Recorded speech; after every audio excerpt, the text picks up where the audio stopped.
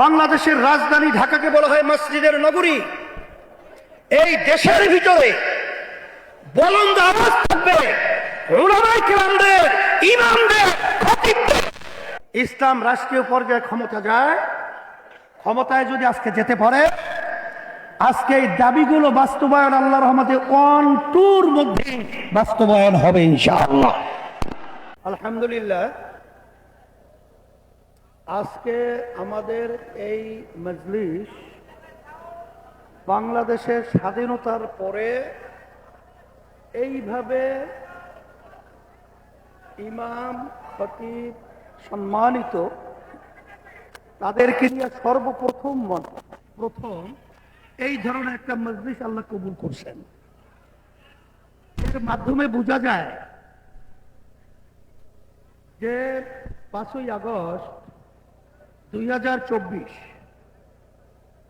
বাংলাদেশের যে অভ্যুত্থান হয়েছে, এই অভ্যুত্থানের মাধ্যমে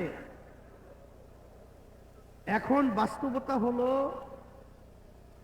যে ইমাম এবং খতিব সহ সম্মানিত যারা রয়েছেন তাদের আজকে দ্ব্যর্থহীন কণ্ঠে স্বাধীনভাবে আজকে কথা বলার, আলোচনা করার একটা পরিবেশ আল্লাহর রহমতে তৈরি হয়েছে। আজকে যে আমাদের দাবিগুলো নিয়ে এখানে সম্মেলন হচ্ছে,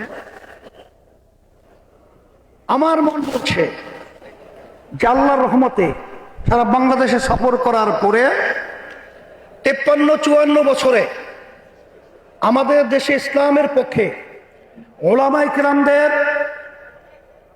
আজকে তাদের পক্ষে যে মাঠ তৈরি হয়েছে, এই মাঠ কিন্তু আগে 53 বছরে আমরা দেখি নাই।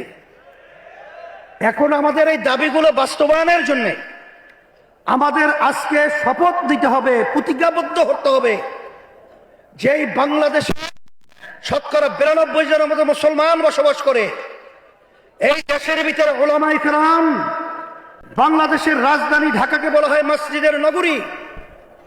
এই দেশের ভিতরে বুলন্দ আওয়াজ থাকবে উলামায়ে কেরামদের, ইমামদের, খতিবদের।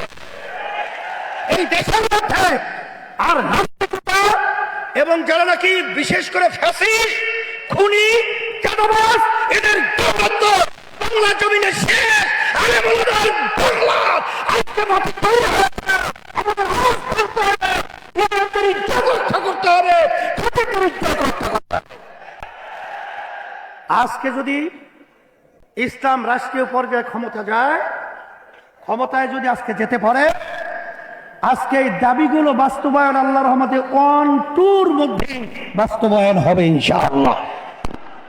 আর আমি যেটা লক্ষ্য করেছি, যদি আজকে আমরা একতাবদ্ধ হয়ে ইসলামের আওয়াজকে আমরা বুলন্দ করতে পারি, তাইলে বিগত দিনে আমাদেরকে যারা বারবার বোকা পেয়ে ধোঁকা দিয়ে আমাদেরকে ক্ষমতার সিঁড়ি হিসেবে ব্যবহার করে, বারবার ওরা যে আমাদেরকে নিয়ে যে অপমান অপদস্থ করেছেন, আলেম ওলামাদেরকে, ইমামদেরকে যেভাবে নির্মমভাবে বিভিন্ন কেস, মামলা, হয়রানি, গুম, খুন, এটা আল্লাহর রহমতে আর দেখতে হবে না।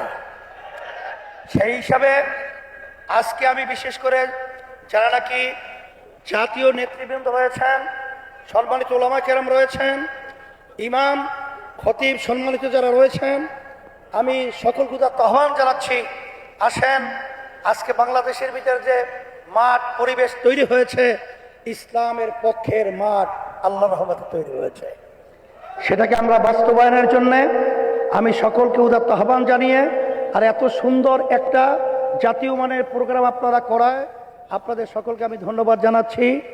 আমিও আপনাদের সাথে আল্লাহ যদি কবুল করেন খাদেম হিসাবে আপনাদের এই দাবিগুলো বাস্তবায়নের জন্য আল্লাহর রহমতে আমরা চেষ্টা করব। আল্লাহ কবুল করুক। সবাই ভালো থাকেন। আমি দোয়া করি, দোয়া চাই আল্লাহ যেন আমাদের সকলকে দুনিয়া বা আখিরাতে সর্বদিক থেকে কল্যাণের ব্যবস্থা করে দেয়। আখির দাওয়ানা আলহামদুলিল্লাহ রাব্বিল আলামিন।